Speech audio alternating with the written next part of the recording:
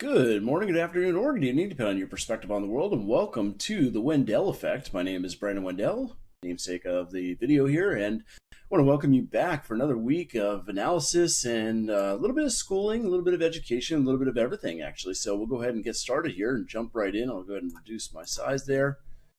And just before we get started, I need to remind everybody that we are not broker dealers or investor advisors. We're just taking a look at these things from an educational standpoint only, not telling you to buy, sell, or hold any of the individual securities. Keep in mind there's always risk of loss. No matter what we do, we can never eliminate the risk. We can only try to minimize it. And we're not subject to trading restrictions. We can have a position in a security or initiate one at any time. So that being said, we're going to jump into it. Before we do, actually, I just want to remind you, if you we want to make this as interactive as possible. I'm going to start doing some interviews and maybe even a live session at some point. It'd be kind of fun too. So make sure you stay in touch with us. You can email me at the Wendell Effect at tradingmindsetassociation.com. You can also follow me on Twitter. Love to see you there. I do a lot of active tweets about the markets at TraderBdub. And of course, you can find me on YouTube here at the Wendell Effect. And you can also find us on the website at tradingmindsetassociation.com. So the schedule for today is a little different than it has been. We're going to do the weekly market analysis and take a look at the weekly index or equity index futures. But then I'm going to go ahead and change it up a little bit, look at some of the energy futures because I had some requests on that. Then I'm going to jump into the sector analysis as I usually do, the Indian markets for my friends overseas. And finally, we're going to do chart school with a little bit of analysis using the RSI as I use it, which is a lot different than many people are used to. So strap in. Here we go. We're going to kick it right off with the equity index futures. First of all, before I get started, I want to say a very happy birthday to my dear mother. It is her 75th birthday, believe it or not. So for the week of April 24th is her birthday, and I absolutely love her and adore her, and she's having a lot of fun on her vacation right now. So hopefully she'll see this at some point, and if not, well, at least she knows I'm thinking of her. Anyway, kicking this off, we're going to the weekly effect here and taking a look at the S&P. We had a really big, wild week last week. You can see that weekly candle with a big topping tail, but overall finished with Thursday and Friday, just massive sell-off in the markets. And it really shouldn't have been a surprise. I mean, we've been turning down from this supply zone for quite some time now, haven't we? So, whoop-de-doo, we're in a bear market. We're making a lower high. We should be making the lower low soon. If we break that 4,100, look out below. And our first stalling point, if you will, might be 39.25. I don't really see any good demand down below to stop us from continuing to move down like this. So on the daily, you can see that last week we tried to move our way up, but right on Thursday moved into this origin of some selling pressure. Wasn't truly a great supply zone, to be honest with you, but it did work. There's nothing you can argue about. I mean, it went down. So anyway, we dropped from that area and we're continuing this retracement. We're already down 78.6% retracement of the previous move up, but this is no longer retracement.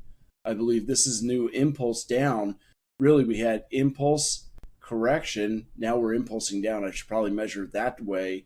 As a matter of fact, let's do that. Let's go out to my live chart here. Whoops, wrong page. And let me see, where's the browser? There it is.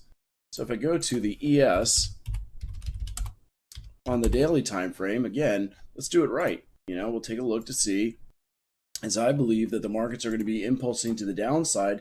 We experienced a correction up already, which looks like about 50%. And yep, there it is, right about 50%, a little over, not exact. And now we're doing an impulse down. So we had our impulse, really we started correcting there. And you can see why we stalled where we did. That was our first stalling area. There are sometimes some Fibonacci stallings at 1.272, so I'll put that in. And then that gives us a couple targets here. 42.43 is where we just stalled. So we might get a little bit of a bounce at the beginning of next week, but overall look for more bearish sentiment to keep pushing us to the downside. And anyway, the next target, sorry about that, is 1.272, and then 1.618 is a 40.95. And then onward to the downside, we don't have any real demand down below. If I go into the continuous, might be able to see something. And no, the first real demand that we run into on this ES is pretty much down here at 39.67. So again, look out below. That's where it seems to be headed right now. So getting back to our slides, On the 4-hour time frame, you saw we bounced at a weak demand zone that's already been tested. The momentum is too strong to the downside, so I expect just this to be a small retracement back up before we continue to slide. Might be a repeat of last week. Monday, Tuesday, rally. Wednesday, sideways. Thursday, drop. Who knows? Overall, though, very bearish. And the Nasdaq is even worse. You see on the weekly, we hit the supply. Never got into bullish territory. Back in bearish territory under 40 on the RSI. So continuing to move down here is what it looks like. We've got that, excuse me, on the daily chart.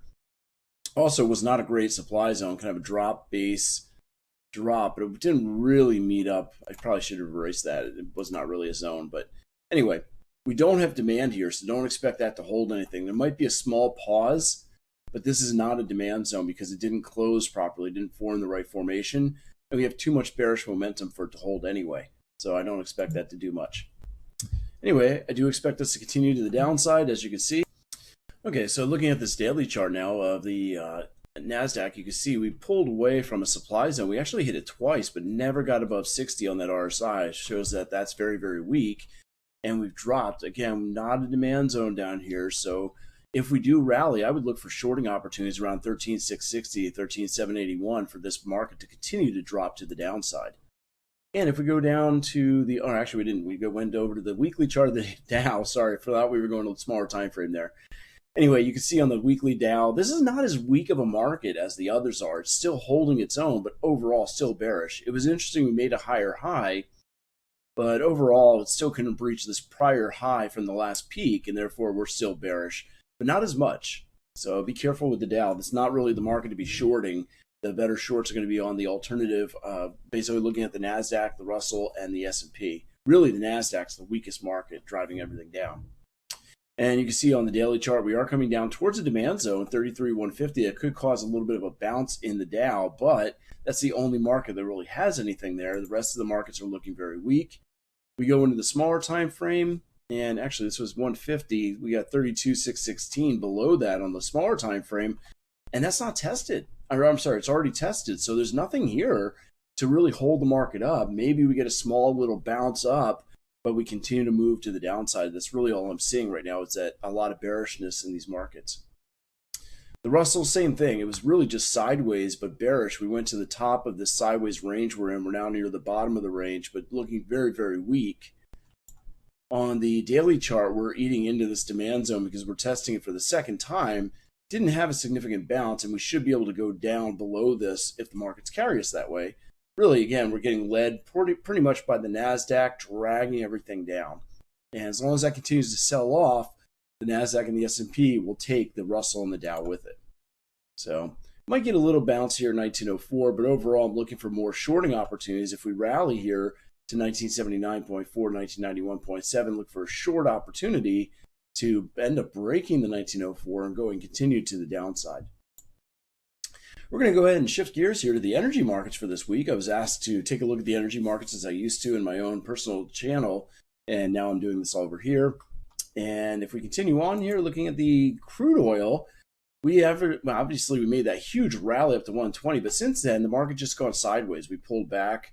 That happened corresponding with the invasion of the Ukraine. Obviously, we had a bit of a move around in the energy markets as people were trying to figure out the disruption to the gas and energy lines that are leading to Eastern Europe, and actually Central and Western Europe too. So right now we've got consolidation, and we're in a little bit of a pause as everyone tries to figure out the long-term effect of what's going on in the global economic system. And you can see that as we go down to the daily chart, just consolidating. Historically, consolidation usually leads to continuation, which unfortunately means hyperinflation and higher gas prices and oil prices for us across the board, pretty much everywhere, not just the US.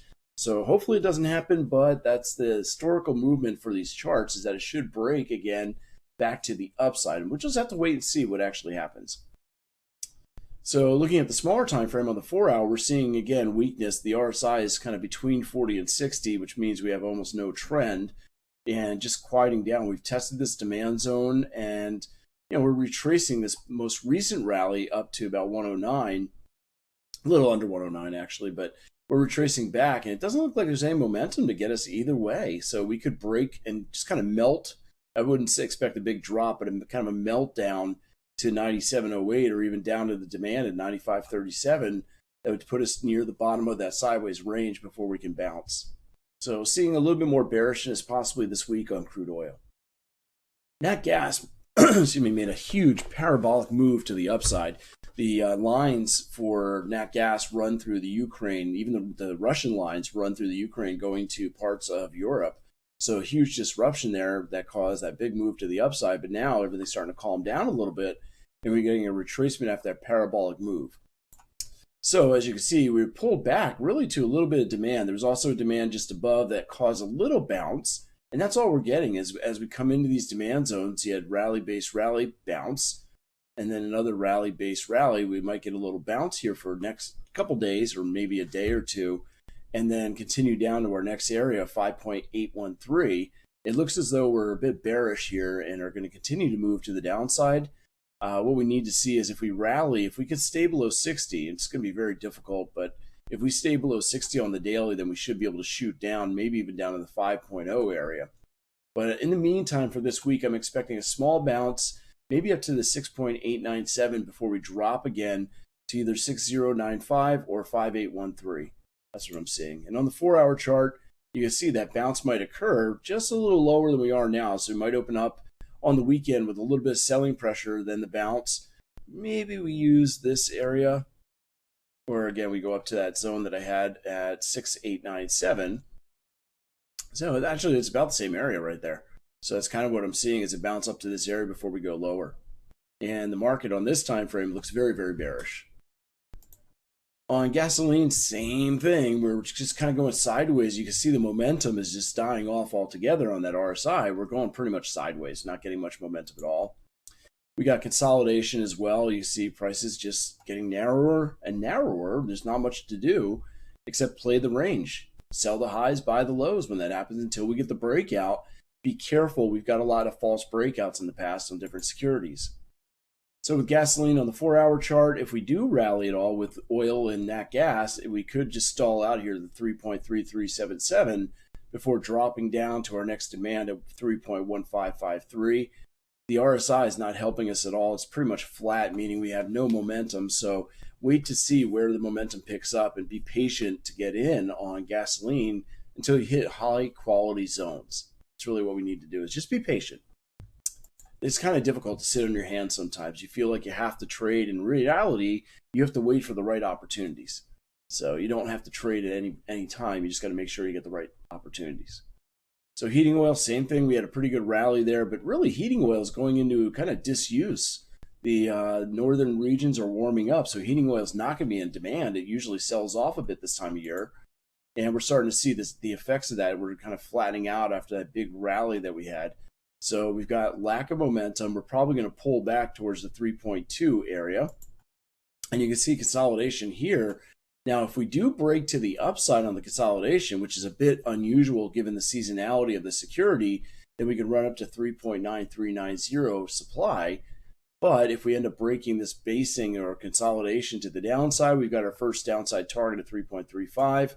Ultimately, I think we can get down to the 3.0, and just a little below is where our next demand zone is. So I'm looking for this to really just kind of sink, break the downside rather than the upside, but it could break up. Again, I honestly don't know which way it'll go now. I just want to wait to see. When it breaks out, I don't usually trade the breakout. I wait for a retest to see if it's legitimately holding outside of that range.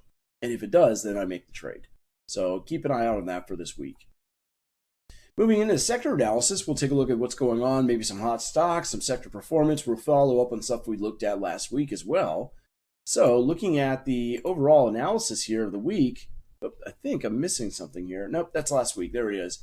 April 14th, you can see we had 49.11 on the energy, big moves on utilities, healthcare, and staples. I mentioned that's the defensive side of the markets.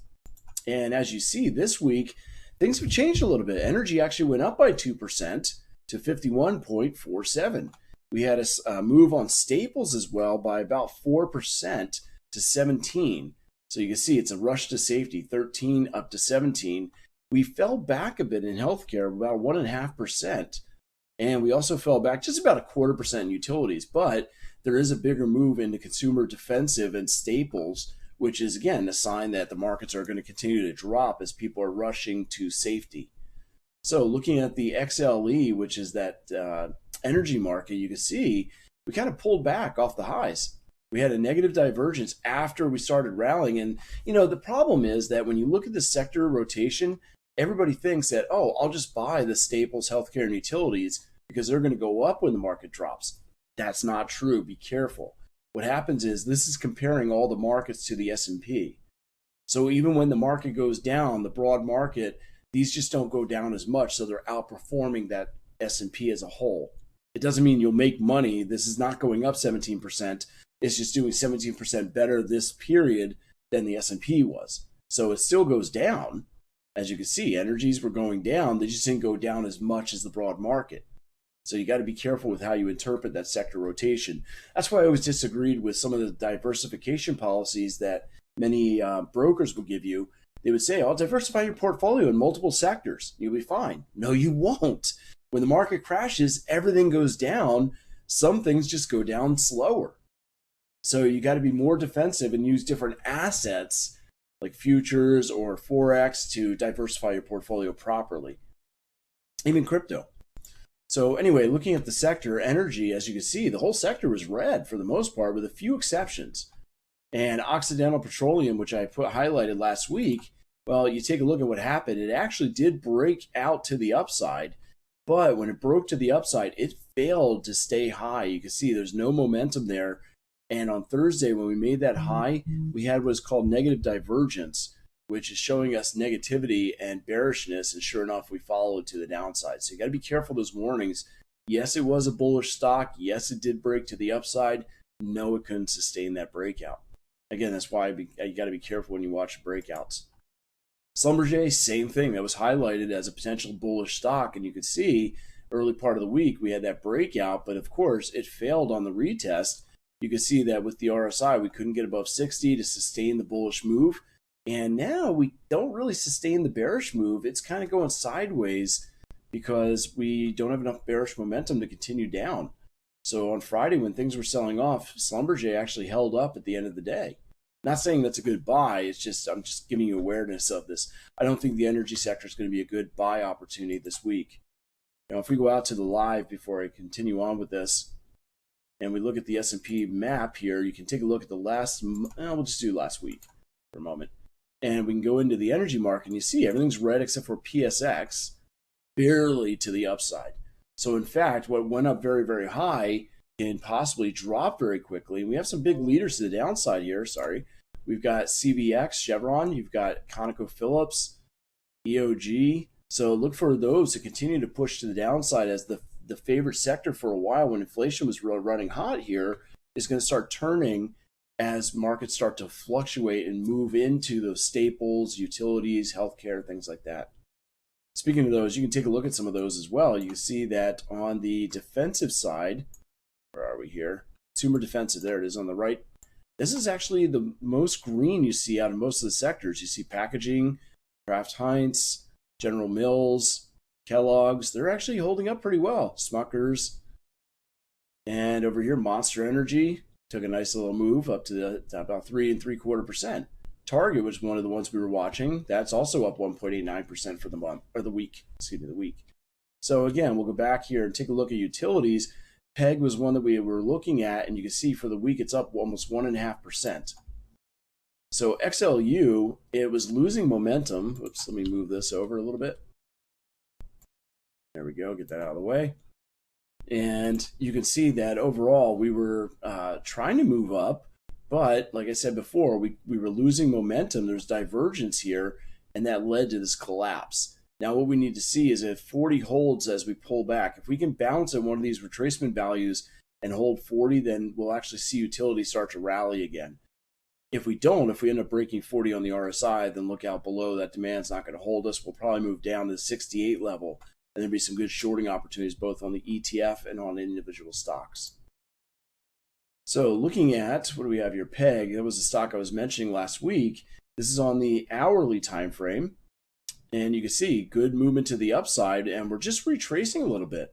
Overall, this has been pretty bullish. It was kind of sideways beginning part of the weeks. I'm sorry, this was last week, wasn't it? My bad. I'm looking at last week's data. Let's look at the update here. I guess I forgot to put it in. Anyway, that happens. So again, we were looking at PEG. If I go out to the live chart and PEG, I thought I'd put that in there. There we go. And you can see that from last week, we really jumped to the upside. That was on the 60-minute chart, and I was recommending that as just doing a small pullback last week in my video. And you can see that, where were we? We went back a little bit further to 50%.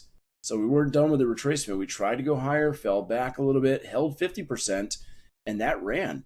And it ran all the way up to the target of the 6.18, I'm sorry, 1.618 at 75.46. So that was a good call.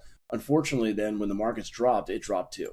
So if you go to the daily time frame, you'll actually see right there, held up really well. Even on the weekday of Thursday, it held up, tried to make a new high, but of course it dragged down with the markets. Like I said, everything goes down with the markets.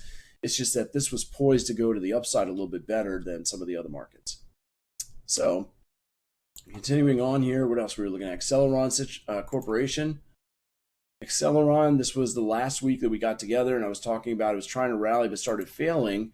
It actually did start pulling back, and let's see, do I have the follow through on this? No, I don't. Interesting. So we'll go to Acceleron here, and you can see that on the daily, all we did was pull back to 23.6, even though the markets were pretty bearish. This held up defensively, but we had a huge divergence.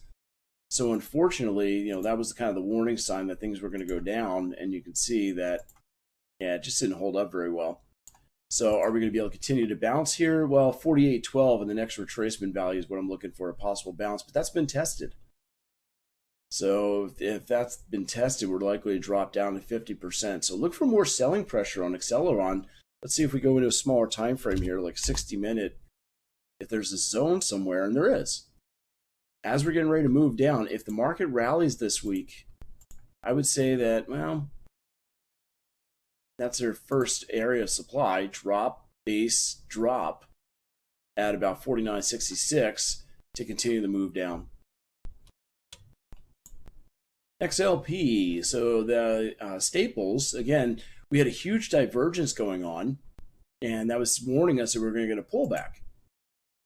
And let's see, this week, this was last week. Again, I thought I had the week updated here. That's weird. Anyway, pulled back a little bit, as you can see, last week. And let me just go into live, because for some reason I didn't update those, but that's okay. We can do it live. And you can see on XLP, we continue to pull back. We go here, this is not the 4-hour, I'll go to the 4-hour chart. I'll show it a little bit better. You can see that we did a pretty good pullback, and we're not done.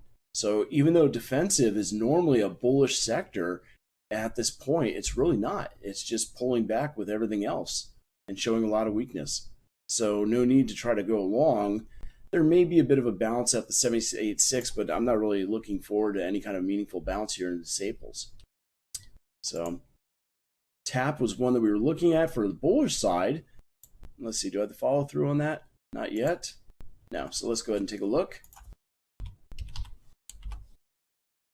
And again, on TAP, Molson, you can see it did not really hold the demand zone. That was a pause, and we went down to our next demand. So if we get a bounce, we are above 40 on the RSI. That's suggesting that we might get a bit of a rally here. However, I'm not expecting a huge move out of this, again, because the market is just very, very weak as a whole. Okay, so again, not really looking at a whole lot of opportunities for longs here in the market. So we'll continue on here on the XLP. Again, you see the continuation of the downside, not really great opportunities. Target was another one that was looking for a possible bounce at the 240.99 area. And actually, this was, let me see, where was it here? Target. Yeah, this is current. So you can see we've pulled back towards demand. Anyway, there's really not much going on there. Let me go back again to Target. And all of the defensive stocks have pulled back quite a bit. We may get a bounce here. 240.99, 241 actually looks like a possible bouncing opportunity for Target. As you can see that the RSI is showing that we're still somewhat bullish and coming down to a demand. So if we're going to bounce, that's where we'd likely bounce. I'm going to shift gears to the Indian markets for the week of April 24th. We'll go ahead and take a look, see what's going on here in the Nifty. Still looking pretty bearish, but we're at a point of inflection where you've got that doji candle, and whichever way we break, either the high or low, we're likely to continue. So we've pulled back quite a bit. We're still in an overall bearish trend, and I'm leaning more towards the downside than the upside here for this. As you can see on the daily chart, still moving down towards our daily demand. Not a very good demand zone here, by the way. It's 16,694. It's kind of weak, so I don't expect much out of that. The fact that we couldn't rally up and get highs above 60 tell us that we're likely to continue to move down rather than up. On the 4 hour, you see what happened. We rallied up, and this prior demand zone that broke ended up working as a little bit of supply. And the fact that we didn't have enough momentum to get through that area, you see on the RSI staying below 60 is very bearish, and therefore we couldn't break through. So I expect that this is going to continue retracing down. Look for some downside bounces possibly at 926 or 16,645 before we continue lower. Reliance last week, you can see, was hitting an area of demand at 2542, and it held. Look at that. And the weird thing is, this is the only market or only stock that really went to the upside. So when I called that demand zone, we had a huge bounce off that area, which is great. But the rest of the Nifty went down, and that dragged the markets down. So Reliance, as you can see, is starting to roll over a little bit. And if it starts falling because everything else is already weak, you're likely to see the markets continue to go to the downside here. Looking at the Bank Nifty, still very, very weak, lower high. Didn't make the lower low yet. We did one here, but still couldn't make new highs on the weekly a couple weeks ago, and this is still going down. We're approaching a daily demand zone, and we'll have to watch the RSI. Once we hit that demand, if that RSI gets below 40 when we hit demand, don't expect a big bounce. We would probably not even exceed this high, just below 37,000 before we go lower. If the RSI stays above 40 when we hit demand, then we might get some kind of meaningful bounce, but this does not look very strong. I don't see it holding very well. I see us moving down. This is not even a good demand zone here. We could exceed all the way down to 33,000 if we break this demand area here. And it looks like we're going to. That's what I'm seeing on the daily. You can see on the weekly, the 240 of going down here, we tagged just a little below 40 on this move down, kind of at this area's demand, and bounced, but we couldn't make a new high because we started off with the move from below 40, and so we have a lot of weakness that pushes us further down. The fact that we couldn't get above 60 here, or even barely above 50, shows us that the price is likely to continue down to 34,546. So I'm very bearish on this right now and seeing it continue to move to the downside. So it's time for chart school, and I just realized that my camera froze. Let me reset it real quick. Okay, now I'm back. So anyway, we're going to chart school today, looking at a tool that I like to use called the RSI, and I'm going to go over some of the basics here. I'll just go out to, I happen to be on target, that's fine. We can actually use QQQ, doesn't really matter. Just jump around here. And basically, the way I use the RSI is completely different than the way that most people use it. And first of all, I want to show you that my settings are a little different. The inputs that I use are typical 14 periods, and I'll zoom in here, I think. There we go. So I use 14 periods for the length. Some people use 21. It's the default that usually comes up. 14 to me is pretty good. It's 2 weeks. Well, it's actually a little more than 2 weeks because it's only counting the trading days or hours if you're on an intraday chart.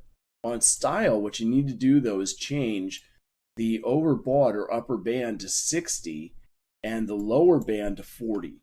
And the reason why is that works much, much better. Okay. I learned about this as I was becoming a charter market technician, and I've been using it ever since. So it's all the way since 2008 that I've been using the RSI in this manner. And it's been working really, really well, except when it doesn't. You know, nothing's perfect, especially in technical analysis and with indicators. Indicators are a big flaw because they're always running a little behind, they're lagging.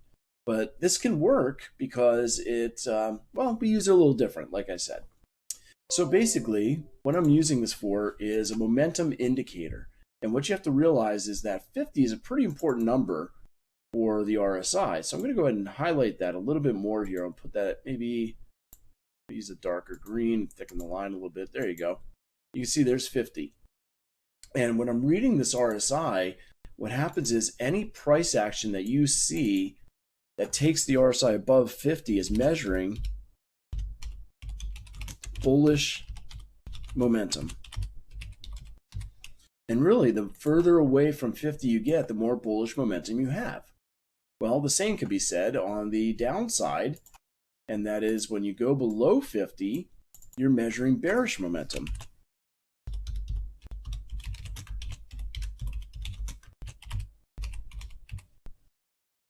So any price action you get below 50 is bearish momentum. The more you get, the more momentum you have.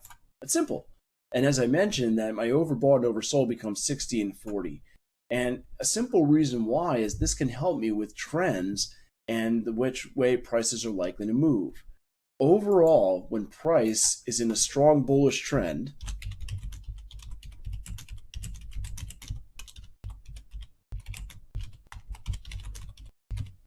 what will happen is the RSI will pull back on the dips, but RSI will not move below 40 in a bullish trend if it's very strong. If it does, the trend is probably over. And when price is in a strong bearish trend,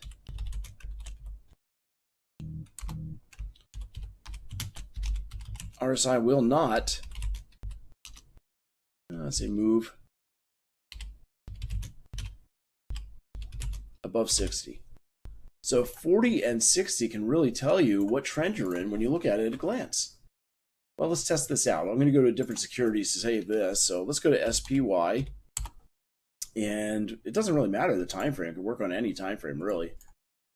For instance, here. You can see I got my 60 and I got my 40. And what's happening right now is overall, prices are making lower highs and lower lows. Let me shrink this down a little bit. And you can see that on these rallies, RSI is not getting above 60. And therefore, when we move down, we continuously make new lows, right? Whenever there's a rally and RSI goes, again, doesn't go above 60, then typically this one failed. This one, though, took us to a new low. The next one, again, rallied, couldn't get above 60, couldn't get above 50, make a new low. And you can see this occurs over and over and over again. Not necessarily every high, but there's another one right there. Couldn't get above 60, continue down. So if we finally get above 60, boom, there we go. Notice what's happening with price as well. We're no longer in a downtrend. We can't physically be in a downtrend if we're making a new high. So right there, you made a new high, went above 60. Downtrend's over. If we look for a bullish trend, let's see, there we go. Strong bullish trend. Coming off these lows, notice right there, we're still going below 60 on this low right here. So what happened? We couldn't make a new high, we fell back. But the next low right here actually did go and stay above 60, 40, sorry, no, 60, 40, and we were able to make a new high. Pull back, again, not below 40. Next move up, making a new high, and we are in our bullish trend. It's a little lagging, by the way. You know, it's not going to tell you the exact lows that you're going to have to use supply and demand for, but this can tell you overall what trend are you in by quickly glancing at the chart and noticing, hey, all these lows are coming in, and we're not getting below 50 or let alone 40. This is a bullish trend. When does the bullish trend end? Well, obviously, once we break below 40 there, you can see we're no longer in that trend. And look at that, we're bearish. We're having trouble going up at all. We continue to crash down because, again, the highs are not getting above 60. Notice how all these little highs right here, actually, I'll just use vertical line. There you go. You can see with these vertical lines, we're not getting above 60. Next thing you know, we're making fresh lows afterwards, aren't we? Right here, we're finally above 60. Guess what? We're not going to make a fresh low. We might be more bullish at this point. And you can see we pulled back a little bit, couldn't make the new low, but now we are below 40, which means we're not bullish anymore, and therefore we could make a new high. So that's another thing that I want to point out, that when the prices move, now let's put it back on the QQQ with the rest of our notes. Right, there we go. Oh, where was it? I forgot what time frame I was on with those notes. There they are. I got lots of notes I do on the QQQs apparently. So when price is in a strong bullish trend, it won't go below 40. Now, another thing that we can add to this is when a move down begins with the RSI greater than 40, price will not make a new low. Generally doesn't.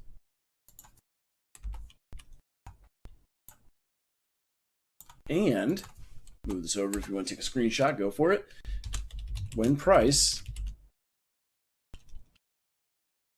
makes, oops, I can't type today, a move up with the RSI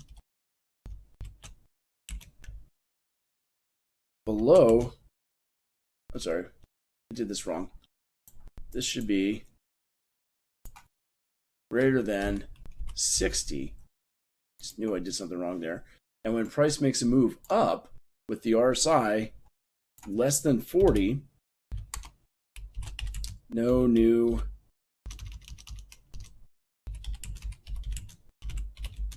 high will be made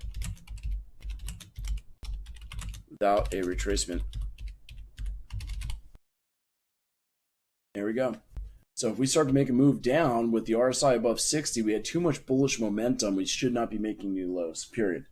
And if we start to make a rally with the RSI below 40, we have too much bearish momentum, as you saw here, and therefore we will not be making, oops, hard to bring that text over here.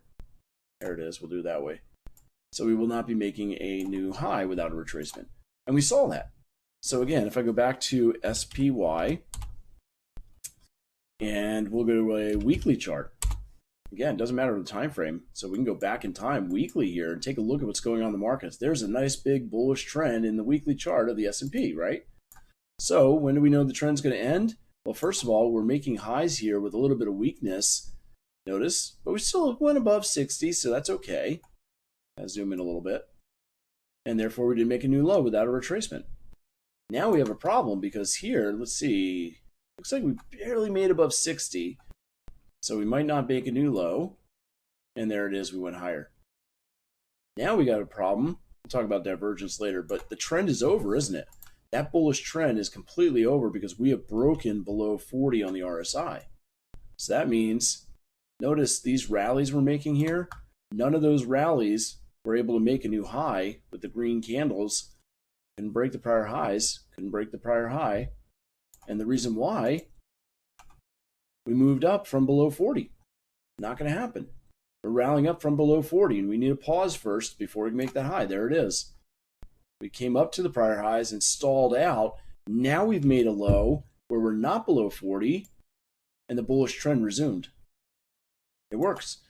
People start to freak out because you get a pretty deep retracement here, but the RSI never goes below 40. You can see on that dip, it went and stayed just a little below about 50, but you know, above 40, 45, and we made new highs, no problem. Another pullback, didn't go below 40, we should be able to make new highs, and we did. Isn't that cool, the way that works out? So once again, we have a little thing called divergence, which I mentioned before in the markets here, where you can see we've made the higher high and the lower high on the indicator. I'll talk about that next week, maybe divergence, but you can see we collapsed down, went below 40, we're not going to make a new high here, and sure enough, stalled out, pulled back. Notice there we did not make a low below 40, and we made the new highs. So this holds true pretty well. We can go out to where we are currently, again, and take a look at what's going on in the markets, and you can see, first of all, we've had divergence, which is warning us that price is getting very weak and likely to turn to the downside. And then, recently, we actually confirmed the reversal of the trend because what you can see here on the daily chart, weekly chart, weekly, is we have made a high where the RSI is not above 60. Therefore, we will be able to make new lows. And this was actually preceded, if you look, with lows, multiple lows actually, when you think about it. Oops, wrong button. Where the RSI did not stay above 40. So it told us we were going to break down. The bearish trend is fully entrenched, and the RSI likes to show it. So that's what I got for you for this week. If you want to follow me more and take a look more at this, I actually show you a lot of this. If you go into the E-mini Think Tank, you can actually follow me as well on my website, BrandonWendell.com. and get some information on some of the different courses I have there. So if you want to learn more about that RSI and how I actually use it in detail, you can find a little bit more there in the course of what's called the E-mini Think Tank. And of course, you can definitely follow us more on tradingmindsetassociation.com. Might as well put that up there as well. There'll be much more coming on that.